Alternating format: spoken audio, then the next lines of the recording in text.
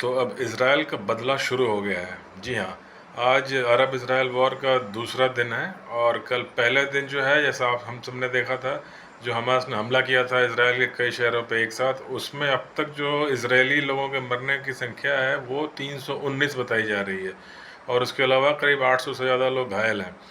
और दूसरी तरफ जो इसराइल ने पलट के जो हमला शुरू किया था कल, वो रात भर वो हमले चलते रहे और अब वो बढ़ते जा रहे हैं और उसका दायरा भी बढ़ता जा रहा है। और अब तक जो समाचार प्राप्त हो रहे हैं उसमें लगभग 256 फ़िलिस्तीनी मारे जा चुके हैं, जिसमें कि हमास के भी लोग हैं और बाकी कुछ फ़िलिस्तीनी नागरिक भी हैं, क्योंकि अब इसराइल जो है हमास के लड़ाकों में और जो आम फ़िलिस्तीन के नागरिक हैं उनमें भेद नहीं कर रहा।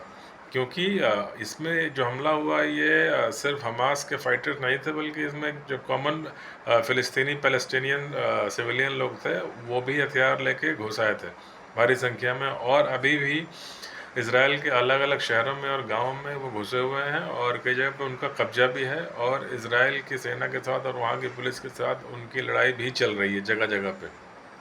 और इस बीच जो ये हवाई हमले हुए हैं, इसराइल ने जो अनगिनत जगह पे जो बम बरसाए हैं उसमें हमास ने खुद माना है कि उसके 256 फ़िलिस्तीनी अब तक मारे जा चुके हैं एक दिन में।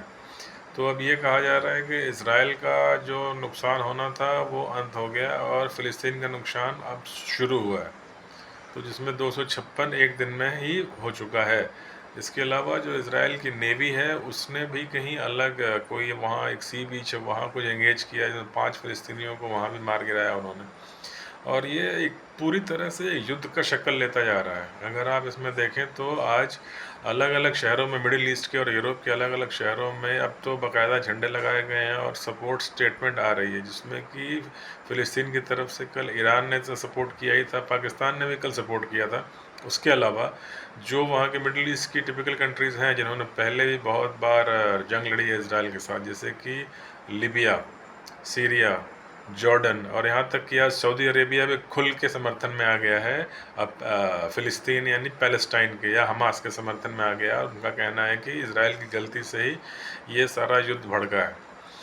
और दूसरी तरफ इसराइल की सपोर्ट में जैसे अमेरिका था, नेटो ने सपोर्ट दे दिया, ग्रेट ब्रिटेन ने पूरी तरह से सपोर्ट दिया है, फ्रांस, और अगर आप ये भी देखें तो जर्मनी में और फ्रांस में, पेरिस में और यूरोपियन यूनियन के हेड क्वार्टर पर जगह जगह इसराइल के झंडे लगाए गए हैं सपोर्ट दिखाने के लिए। उसी ढंग से जो है सीरिया, जॉर्डन, सऊदी अरब वगैरह, इजिप्ट वगैरह में जो है ये पैलेस्टाइन यानी फ़िलिस्तीन हमास के झंडे लगाए गए हैं। ईरान में जश्न मन रहा है, वहाँ एक कोई पैलेस्टाइन स्क्वायर है वहाँ पे। यानी पूरी तरह से ये अब दुनिया दो खेमों में बट गई है।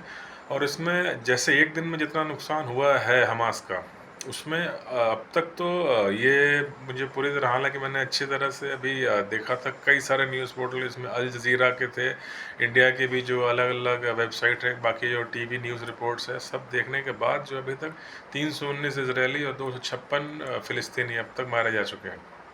हालांकि शाम होते होते ये आंकड़ा बढ़ जाएगा फ़िलिस्तीनियों का, क्योंकि इसराइल का जो भी नुकसान होना था वो हो, हाँ घायलों में से अगर कुछ डेथ होती है तो इसराइल का भी आंकड़ा बढ़ेगा, लेकिन दूसरी तरफ फ़िलिस्तीन के जो घायलों की संख्या वो लगभग 2000 बताई जा रही है और अभी भी हमले जारी हैं।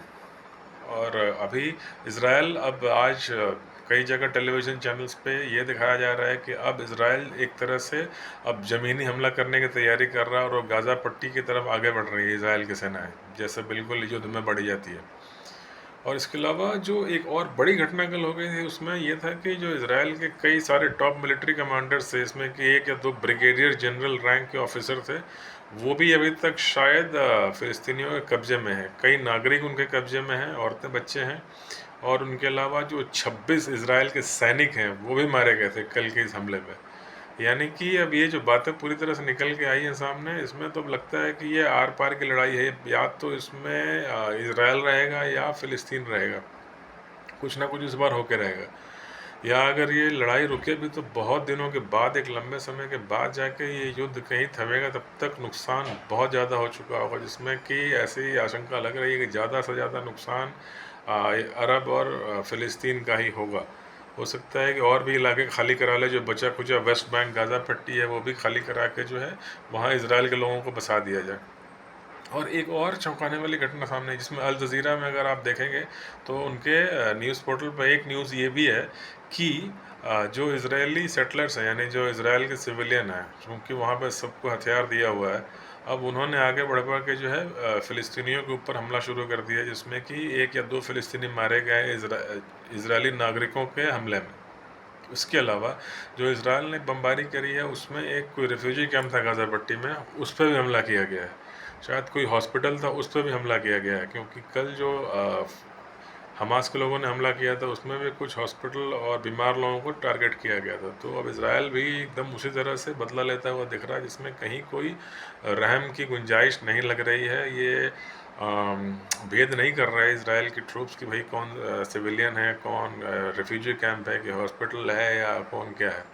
और इसमें नुकसान बहुत भारी होने की आशंका है। मुझे लग रहा है कि जो न्यूज़ आ रही है वो भी फ़िल्टर होकर धीरे धीरे आ रही है। हर 24 घंटे में मौत का आंकड़ा बढ़ता जाएगा। कम से कम जो मुझे लगता है 200 से 300 डेथ पर डे, ये एक मेरी एस्टिमेट है, या कोई कुछ सिक्योरिटी एक्सपर्ट्स की बात भी सुन के मैं कह रहा हूँ, जो कि आशंका जता रहे हैं कि लगभग 250 से 300 लोग पर डे इसमें मारे जाएंगे इस युद्ध में। जितना दिन चले उस हिसाब से फिर हम मौतों का आंकड़ा जोड़ सकते हैं, और बाकी जो नुकसान होगा वो अलग। इससे पेट्रोलियम प्रोड्यूसिंग कंट्रीज़ हैं बहुत सारे मिडिल ईस्ट में, सो तेल के दामों में भी ऊपर नीचे होना संभव है। पूरे विश्व व्यापार पे भी इसका असर पड़ना लाजमी है। जो गैस सप्लाई वगैरह जाती है वो भी ईरान वगैरह से होकर कुछ पाइपलाइन जा रही हैं अलग अलग जगह पे। विंटर सीजन में गैस की डिमांड बहुत ज़्यादा होती है यूरोपियन कंट्रीज़ में, तो एक पूरी विश्व अर्थव्यवस्था पर भी इसका बहुत ही प्रतिकूल प्रभाव पड़ेगा। इतना बड़ा ये एस्केलेशन हो गया। बट अब कोई लाख डिप्लोमेसी दिखाए, अब कुछ लोग ये भी कह रहे हैं कि युद्ध बंद हो, शांत हो जाए, लेकिन इसराइल सुनने के मूड में है नहीं। और उसने साफ कल इसराइल के प्रधानमंत्री ने भी कहा है कि हम पूरे फ़िलिस्तीन को खंडहर में बदल देंगे ना, ऐसा नुकसान होगा जो कभी इतिहास में हुआ नहीं था। अब इसके क्या मायने हैं ये हम सभी समझ सकते हैं। जो इसराइल 1 के बदले 10 के लिए जाना जाता हो, 300 के बदले पता नहीं कितना होगा।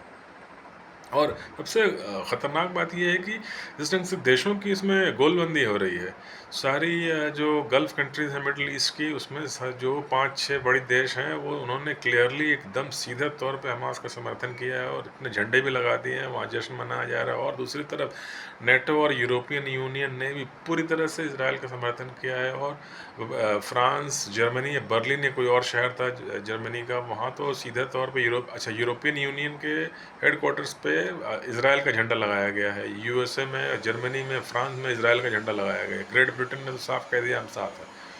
तो इसमें एक विश्व युद्ध की सीधा अरब कंट्रीज़ वर्सेस वेस्टर्न वर्ल्ड के बीच में जो है ये एक साफ साफ युद्ध भड़कता हुआ दिख रहा है। मुझे एक किताब याद आती है, शायद आप लोगों ने पढ़ी होगी या नाम सुना होगा, the clash of civilization and remaking of the world order. ये किताब लिखी थी डॉक्टर सैमुअल हंटिंगटन ने।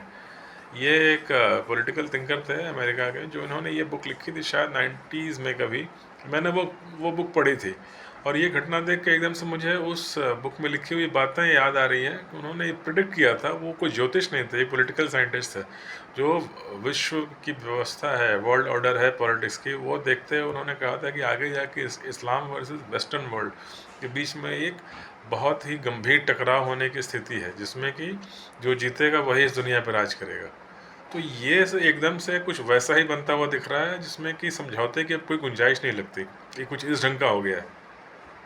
तो आगे जो भी है हम अपडेट फिर देते रहेंगे। इस पे हम रेगुलर वीडियोस हमारी आएगी, क्योंकि ये बहुत ख़तरनाक रुख अख्तियार करता जा रहा है ये कॉन्फ्लिक्ट। ये नॉर्मल अरब इसराइल झड़प नहीं है, ये नॉर्मल पैलेस्टाइन इसराइल झड़प और जो हमेशा कुछ छिटपुट चलता है वैसा नहीं है।